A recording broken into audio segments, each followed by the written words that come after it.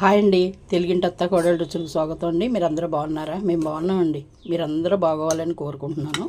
ఇదిగోండి చికెను, జీడిపప్పు, ఇదిగోండి జీడిపప్పు కోడిగుడ్లు.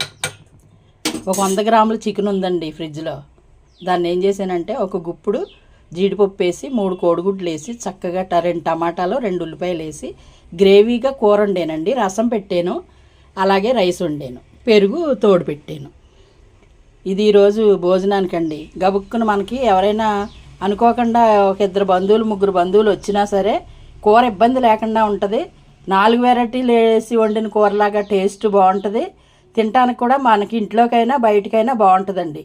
ఎక్కువ లేదు, కేజీ చికెన్ లేదు, 1/2 కేజీ లేదు అనుకోకుండా, అది ఏదన్నా కొంచెం ఉన్నదనుకోండి ఇంట్లో, దాన్ని అలా పొదుపు చేసుకోవటానికి ఈ మార్గం ఆలోచిస్తూ ఉంటాను నేను. అందులో వేసేస్తూ ఉంటాను. కొంచెం తీసి పక్కన పెడతానండి, రేపు కోసం ఆలోచించి